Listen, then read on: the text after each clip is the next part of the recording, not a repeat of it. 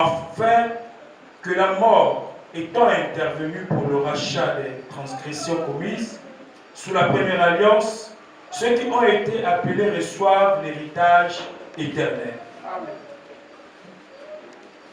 qui leur a été promis. Car là où il y a un testament, il est nécessaire que la mort du testateur soit constatée. Un testament, en effet, n'est valable qu'en cas de mort, puisqu'il n'a aucune force tant que le testateur vit. Éternel notre Dieu, voici que nous venons écouter ta parole. Nous avons lu, mais Seigneur, la science, l'intelligence, l'inspiration, la révélation, c'est toi qui l'apportes. Je crois que nous avons quitté nos maisons, c'est parce que nous voulons t'entendre nous parler. Dispose notre entendement, Seigneur. Ouvre nos oreilles spirituelles afin que nous puissions comprendre exactement ce que toi tu veux nous dire ce soir. Éternellement Dieu mon roi, nous voulons que ta parole soit prêchée avec la colonne de feu, parce que la lettre tue, mais c'est l'esprit qui vivifie. Associe, je te prie, la mécanique à la dynamique pour qu'il y ait un changement dans nos cœurs. Nous te bénissons, nous te rendons grâce. Nous te consacrons ce culte. Nous voulons que tu te souviennes de ton serviteur, le pasteur Odès, des diacres, des administrateurs, des huissiers, toutes les personnes qui travaillent dans ta maison. Aide-nous à marcher selon ta parole et fais de nous des véritables chrétiens. Nous nous attendons tous à toi. Que l'honneur et la gloire te reviennent alors que nous consacrons ce culte dans le nom de Jésus-Christ. Amen.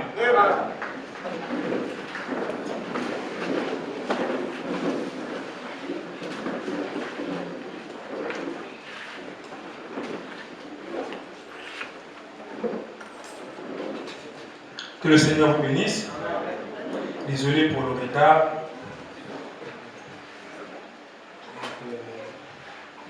On va continuer notre thème. On va lire ce qu'on peut dire là-dessus. Et dimanche, nous allons terminer. Je veux que un frère me trouve cette brochure-là. La résurrection de la fille de Jairus. Depuis le pasteur, depuis l'apôtre, jusqu'au docteur, à travers ce ministère, il attrape la jeune fille et dit: jeune fille, lève-toi. Et quand elle écoute la parole, elle commence à se réchauffer. Le véritable réveil commence d'abord par la chaleur. Le véritable réveil, c'est pas quand on est froid, mais tu dois ressentir la chaleur du Saint-Esprit. Si tu n'es pas chaud à l'intérieur de toi, c'est que tu n'as pas encore le réveil. Est-ce que vous pouvez acclamer le Seigneur?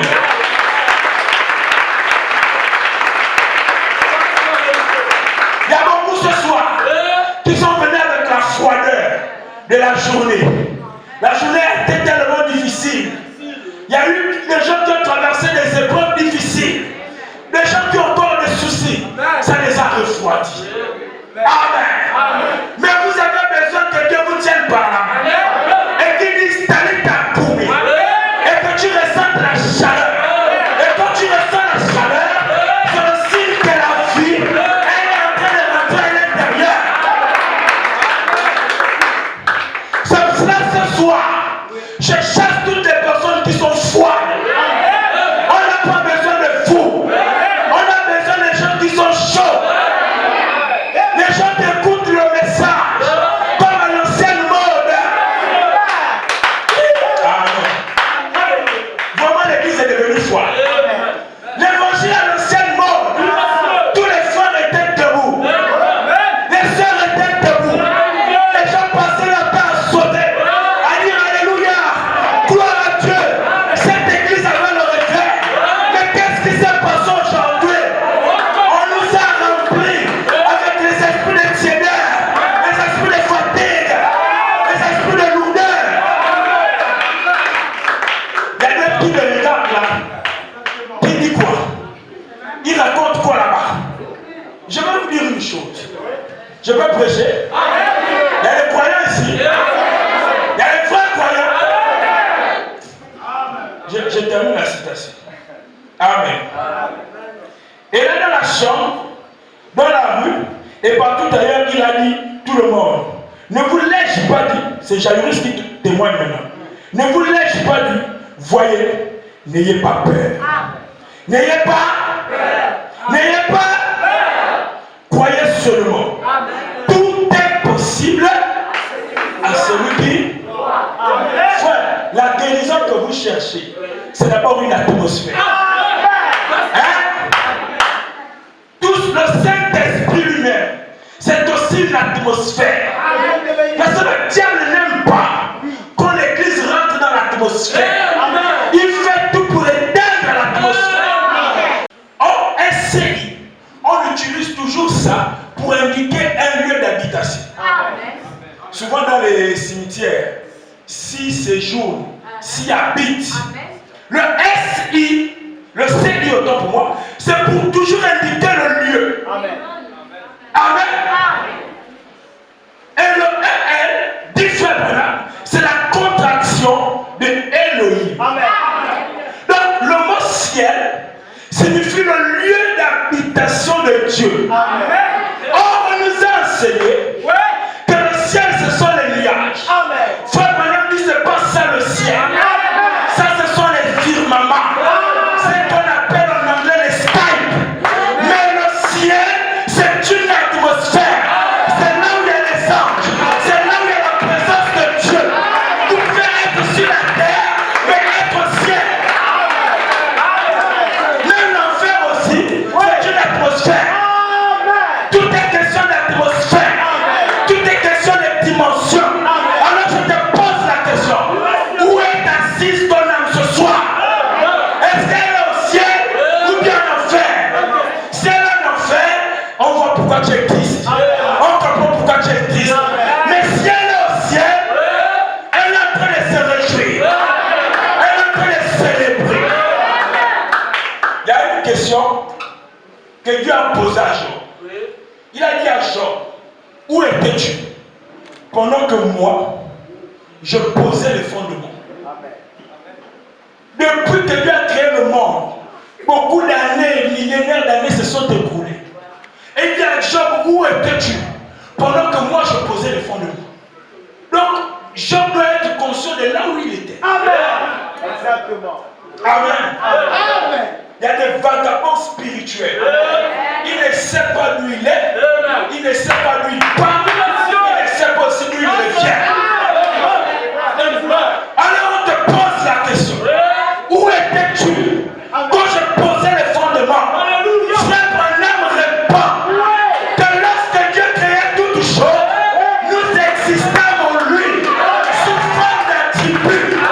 Vous n'avez pas écouté le message aujourd'hui. Vous avez toujours écouté le message avant la fondation du monde. Et vous êtes même le message. C'est vous le message. La parole faite chair, c'est vous. Les écritures dans un homme, c'est vous. Tu es caché dans les corps humains, c'est vous. Alors où étais-tu pendant que je posais les fondements? Frère Branham dit, nous existons en lui avant la création du monde. Mais qu'est-ce qui s'est passé? Frère Branham, il y a un seul être qui savait qui il était. C'était Jésus. Et il avait la foi parfaite. Donc la foi parfaite commence quand tu sais réellement qui tu es. Quand tu as contourné la théophanie, ça t'a rendu amnésique. Tu as perdu ton identité. Tu as perdu les repères. Tu as perdu qui tu étais. Amen. Alors on prêche la parole pour qu'on reprenne le même processus que Jésus. Pour que nous soyons des hommes faits à l'image de la parole. Pour que nous soyons des séances paroles parlées, manifestées. Amen. Frère, quand tu connais ta position, tu ne paniques pas. Tu ne trembles pas. Tu as l'autorité. Tu sais qui tu es. Et tu es un homme invincible. Tu es un homme parfait. Amen. Frère, nous sommes venus. On a contourné la théophanie. Donc on doit faire maintenant l'inverse. Amen. On doit maintenant écouter la parole pour qu'elle nous rapproche de notre théophanie. Plus tu écoutes la parole, plus tu te rapproches de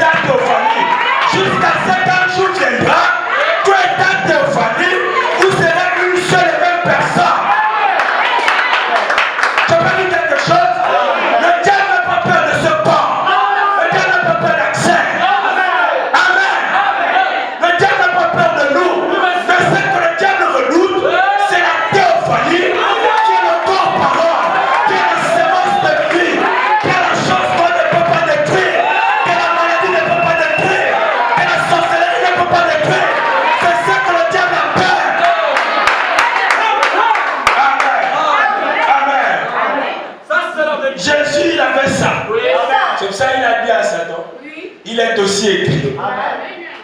Il a encore dit, il est aussi écrit. Alors le fou de Gadara est venu avec une pierre. Quand il regarde, il dit, oh, mais quelle erreur! J'étais déjà habitué à intimider les hommes. Mais cette fois-ci, c'est vrai que c'est un homme. Mais la présence là, c'est pas la présence d'un homme. La présence là, c'est pas un homme, mon frère. Et il a dit, mon heure n'est pas encore arrivée, je t'en supplie. Tu viens dans l'endroit où tu vas me mettre. La soumission des démons. Pas devant ce corps. Où on peut sauter, crier, on peut chanter. C'est pas ce qui fait fuir Satan. Ce qui fait fuir Satan, c'est la présence de Dieu. Dieu est dans une forme théophanique. À l'intérieur d'un corps mortel. C'est ce qui fait fuir Satan. Amen. Et vous devenez un tonnerre pour le diable. Frère, partout où vous arrivez, on saura que vous êtes là. Cette présence ne s'ignore pas. Mais pour que cette présence vienne, il faut un contact avec le surnaturel. Il faut un contact. La femme à la perte des sangs. Un seul contact avec la chose là. À l'instant T, sa perte des sangs a diminué. Amen. Elle voulait un contact avec le surnaturel.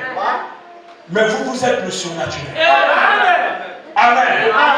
Elle voulait un contact avec le surnaturel. Mais vous, vous êtes le surnaturel. Amen. Vous, vous êtes le surnaturel. Je voulais quand même terminer la situation. Frère, sinon on peut terminer rapidement la situation. Écoutez cette fois, madame.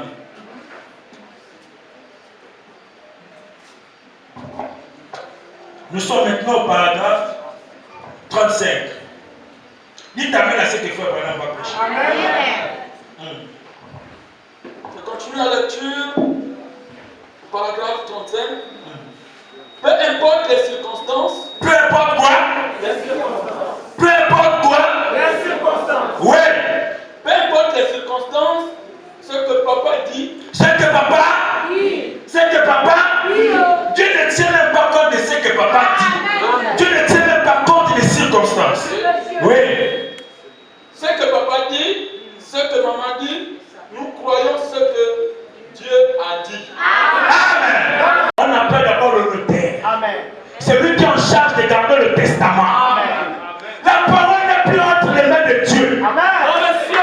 Si vous cherchez la parole du ciel, vous n'allez pas la trouver. La parole Dieu le laisse à un notaire. Au temps de la fin, il y a un notaire qui connaît la volonté cachée, qui connaît le secret, qui connaît les dernières volontés. Est-ce qu'il y a des croyants? Il y a un notaire qui a la pensée, le secret du défunt. Il sait que quand le défunt ne sera plus là, le testament devra être lu. Mais c'est lui qui a le monopole de la lecture. Amen. Amen. Il faut la présence du notaire. Et quand le notaire arrive, il vient avec le livre. Amen. Il vient avec quoi? Le livre. Mais le livre là, c'est pas pour lui. Amen. Amen. Est-ce qu'il y a des croyants? Le livre, quand le notaire vient avec ça là, ce n'est pas pour lui. Mais c'est le malin qu'il fait là. Le livre, c'est pas pour lui. Il garde seulement le livre. Parce qu'il doit le remettre à quelqu'un. Ce livre est destiné à quelqu'un. Mais le notaire attrape seulement le livre. Ça c'est clair. Amen. Quand le notaire a le livre, maintenant qu'on doit lire le testament, il faut obligatoirement. Le notaire ne peut même pas traîner avec ça. Non, monsieur. Il faut obligatoirement que les héritiers soient là. Amen. Amen. Puis, j'ai vu un ange puissant qui descendait du ciel. Au-dessus de sa tête était l'arc-en-ciel. Son visage brillait comme le soleil. Il tenait dans sa main un petit livre vert. Amen. Amen. Mais la voix me dit, va vers l'ange.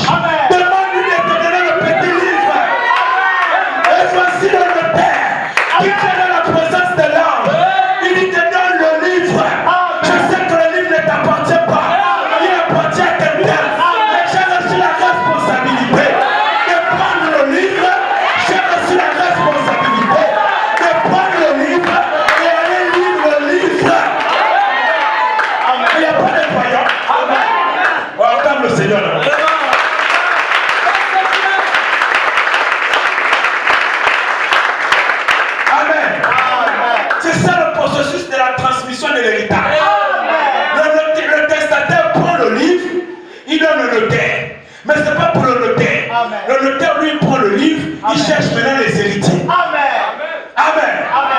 Faut le livre n'est pas pour le notaire. C'est ça le message que nous prêchons. Même si nous disons frère Branham a dit, mais en réalité, ce ne sont pas les paroles de frère Branham. Ce sont les paroles de l'ange puissant. Refuser le message de Branham, c'est refuser Jésus. Mais accepter le message de Branham, c'est accepter Jésus. Amen. Est-ce qu'il y a des croyants? Puis je viens à l'ange puissant qui descendait du ciel. Il tenait dans sa main un petit livre. C'est le testament dans lequel il y a la volonté du défunt. C'est pour ça que nous sommes un peuple béni. Il n'y a pas un peuple qui connaît le programme de Dieu comme nous. Pendant que le monde est surpris par l'accomplissement de certains événements, mais frère Branham dit que les événements modernes sont rendus clairs par la prophétie. Amen. Avec le petit livre ouvert, on est déjà des prophètes. On est pas en avant. Frère Branham dit Mussolini viendra. Amen. Frère Branham dit l'Éthiopie sera envahie. Frère Branham dit il y aura des voitures intelligentes. Frère Branham dit ceci. Les gens ont consulté, toutes les prophéties se sont accomplies. D'autres prophéties sortent encore. Mais comment lui connaît ça? Parce qu'il a la volonté. Il a consulté le testament. Et il sait ce qui est écrit à l'intérieur. Frère Branham dit, je vois une femme belle s'élever aux États-Unis. Elle sera soit présidente ou vice-présidente. Et la Bible dit, s'il s'élève du milieu de vous, un prophète qui dit des choses, si cela s'accomplit, croyez-le. Je peux dire quelque chose. La véritable prophétie, c'est pas les machines Rabakata. C'est pas ça la prophétie. Amen. Oh, je vois, tu as les pistes, tu as les miots dénominationnels, charnels. Et ça, c'est du prophète. Nous voulons un prophète comme Moïse, qui n'a jamais vu ce qui s'est passé. Il parle de la jeunesse. Le frère Branham dit, tu as ramené Moïse dans la jeunesse. Et Moïse a vu comment Dieu créait les cieux et la terre. Et lorsqu'il a pris le stylo, il a dit au commencement, Dieu créait les cieux et la terre. Et c'est ainsi dit le Seigneur. Le prophète de Dieu a la capacité d'aller explorer le passé. C'est pas tout. C'est pas tout. Il a aussi la capacité d'explorer le futur. Frère Branham est déjà mort. Son corps est déjà même décomposé. Mais sa prophétie demeure infaillible. Il dit, je vois une femme belle qui s'élèvera aux États-Unis. Elle sera soit présidente ou vice-présidente. Frère Branham, dans d'autres brochures, il décrit comment elle sera habillée. Lors de la cérémonie de l'investiture, elle sera habillée en violet. Parce que la couleur violet, c'est la couleur de la royauté. Lorsque l'épouse a vu une femme aux États-Unis du nom de Kamala Harris porter la tenue violet, nommée au poste de vice-président, on a crié aux yeux du monde. Aujourd'hui, cette écriture est accomplie. Il me donne la parole. Je parle au Seigneur toi. Les gens qui ont reçu le testament. La dénomination ne connaît pas. L'église catholique ne connaît pas. Amen. Et un peu d'enseignement. Frère Branham dit, je vois. Amen. Il dit, je me tenais là. Je me suis retourné. Il dit, je n'ai vu que cratères et décombres sur tout le territoire des États-Unis. Et comme ainsi dit le Seigneur, nous prêchons à une nation rebelle. Nous disons que les États-Unis n'ont plus de rebelles. Frère Branham dit, ils ont rejeté l'opportunité. Je parle aux croyants. Je parle aux croyants. La Bible dit, comme le soleil se lève en Orient et va jusqu'en Occident, c'est dans cette trajectoire que viendra le Fils de l'homme. Or, le Fils de l'homme ce n'est pas Dieu. Le Fils de l'homme, mais c'est Dieu dans un corps d'un prophète. C'est ça le Fils de l'homme. Le Fils de l'homme en alpha, à Jérusalem. Je peux parler? Est-ce que je peux parler? Ils ont vu le Fils de l'homme là-bas. Jésus part au puits. Il dit, femme, donne-moi à boire. Oh, il n'y a pas de relation entre vous et moi. Elle parle au Fils de l'homme. Pour ça, le Fils de l'homme, ce n'est pas un prophète. C'est Dieu qui se cache derrière un prophète. Faites attention. Amen. Il n'y a pas de relation entre vous les Juifs et nous les Samaritains. Jésus dit, si tu connaissais celui qui te demande à boire, c'est toi-même qui lui aurais demandé à boire. Jésus dit, moi je vais augmenter la fréquence. Je vais changer les dimensions. Il dit, femme, appelle ton mari. Il dit, oh, je n'ai pas de mari. Il dit, tu as dit vrai, parce que tu en avais 5. Même le 6e qui est à la maison n'est pas ton mari. Amen. Gloire à Dieu. Elle parlait aussi à un mari, qui était le 7e mari. C'était lui le véritable mari. Amen. Je viens de lui dire, abandonne ces voyous, ces bandits. Ils ne veulent que t'abandonner. Mais il y a quelqu'un. Et il a commencé à parler à son père des choses qu'elle-même connaissait. Elle a dit, oh, nos pères nous ont enseigné que quand le Messie viendra, il verra ces choses. Le même esprit qui avait utilisé Jésus, le même esprit de retour. Et il dit, je ne te connais pas. Tu reviens de Phoenix. Si tu es là, c'est pas pour toi. C'est parce que ton mari est malade. Ton mari s'appelle François. Mais si dit le Seigneur, si tu crois que je suis son prophète, ton mari est guéri. Alléluia. Et le même ainsi dit le Seigneur. Et puis ici ce soir, tu dois te faire prendre le prophète. Tu crois qu'il est l'envoyé de Dieu. Amen. Que ton problème soit résolu au nom de Jésus. Parce que nous avons reçu le même Fils de l'homme qui a discerné les pensées. Amen. Je peux dire encore quelque chose. Cette histoire n'a pas commencé avec Jésus. Cette histoire a commencé avec Melchisedec. Quand il était midi. Amen. Il y avait un ange à gauche, un ange à droite. Il partait à destination de Sodome pour détruire Sodome. Vous savez, les prophéties du temps de la fin sont rattachées à la vie de Sodome et Gomorrhe.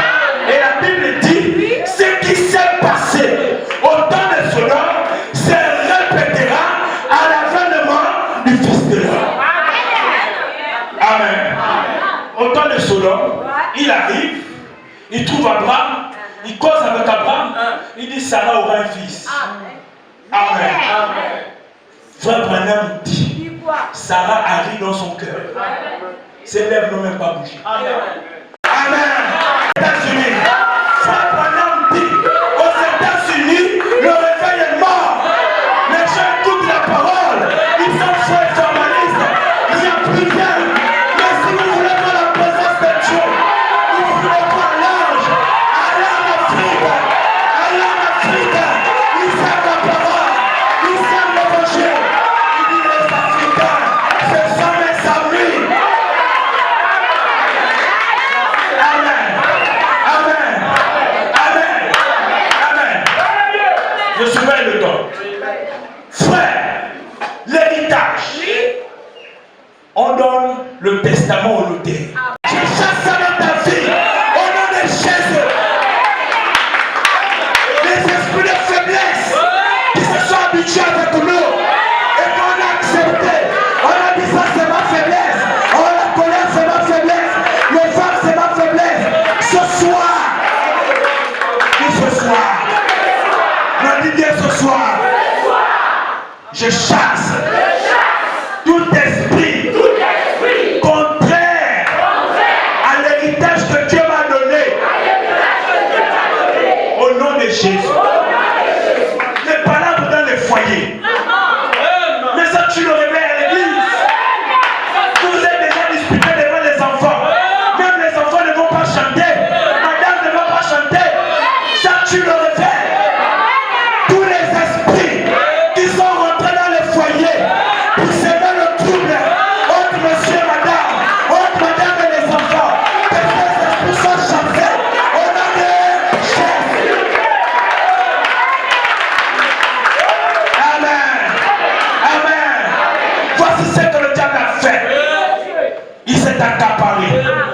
ce qui devait nous revenir. Et il nous a donné des choses qui ne sont pas pour nous. La maladie, ce n'est pas pour toi. Les pleurs, ce n'est pas pour toi. L'échec, ce n'est pas pour toi. La honte, ce n'est pas pour toi. Je peux dire quelque chose. Tu as trop pleuré. Vous savez, je vais dire quelque chose à Dieu. Je veux dire, si réellement tu étais derrière cette prédication, je veux que tu essuies les larmes de tes enfants. Je veux qu'il y ait des témoignages. Dieu ne bavarde pas. Frère, ça ne sert à rien que je vienne gesticuler ici. Si Dieu n'est plus capable, s'il était capable, il me laisse repartir à la maison. Il me laisse repartir chez les mangas. Je ne veux pas les Dieu qui sont capables de guérir mon problème, capable de restaurer mon foyer, capable de me délivrer. Je ne veux pas les Dieu qui sont incapables. Amen. Nous voulons des dieux capables. Le même Dieu qui est avec William Branham. Soit par exemple, il fait sortir de l'histoire. On ne veut pas un Dieu qui a fait, un Dieu qui fera. On veut un Dieu qui fait. Amen. Incapable de me débarrasser du désir de l'alcool. Incapable de me débarrasser du désir des femmes. Incapable de me sortir de la pauvreté. Jusqu'à temps, Seigneur. Est-ce que c'est qui entre sur mon visage? Est-ce que c'est qui humiliation? Mais jusqu'à temps, Seigneur. Est-ce que tu ne peux pas descendre? Est-ce que Dieu ne peut pas descendre? Est-ce qu'il ne peut pas nous visiter? Est-ce qu'il n'est pas capable? Frère, je crois que Dieu est capable. Je crois que Dieu est capable. Je crois que Dieu est capable. Frère, à la fin de cette prédication, Dieu doit ouvrir les portes. Les gens doivent témoigner. Sinon, ça ne sert à rien de prêcher. Ça devient des discours. Paul a dit, la prédication ne repose pas sur les discours intellectuels. Mais nous voulons la démonstration, la puissance du Saint-Esprit. C'est ce que nous voulons ce soir. Alléluia. Dieu est capable de faire tout ce qu'il a dit. Je crois qu'il le fera. C'est quoi ce demande de Lyon? C'est quoi ce demande de Fibra? Qui lutte, qui résiste devant la présence de Dieu. C'est quoi ce soir des démons, frère? Nous voulons le Dieu de Branham. Nous le voulons au temps présent. Nous ne voulons pas voir ce qu'il a fait hier. Nous ne voulons pas savoir ce qu'il fera demain. Nous voulons ce qu'il fait ce soir. Et que le Seigneur vous bénisse. Levons-nous dans sa présence. Et chantons.